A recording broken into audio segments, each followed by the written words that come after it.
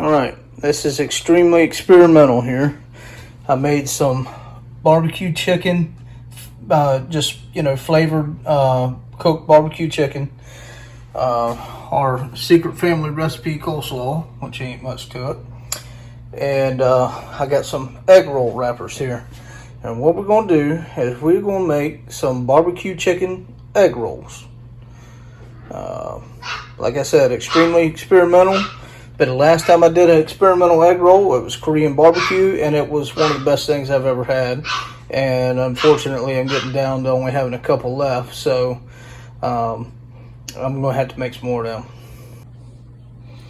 Alright, this is it. This is how simple it is. I laid out my egg roll wrapper. I wet all four sides.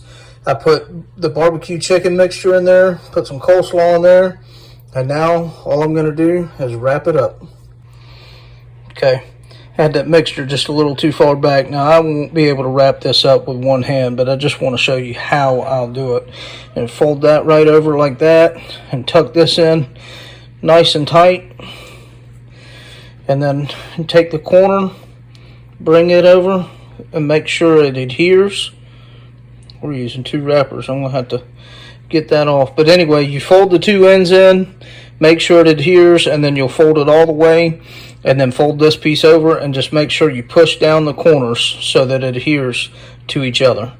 And then you'll take it and put it on a baking sheet in the freezer where they're not touching individually, and freeze them.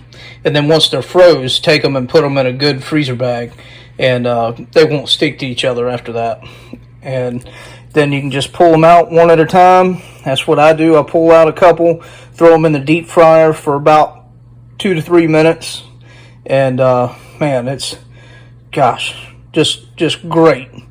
Well, at least the Korean barbecue ones are. This, of course, is something new. So I'm going to get all these rolled up, and I'll show you what I got.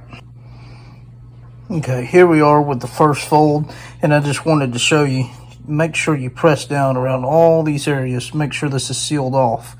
And then you might think, oh, if I just keep flipping, it'll seal off. No, you need to take this and flip it like this and seal that off like that.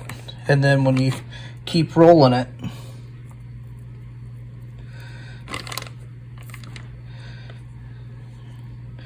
and make sure you press down on all of this. See, you press down on all of that. That way there's no way for any of the filling to get out when you throw it in the deep fryer.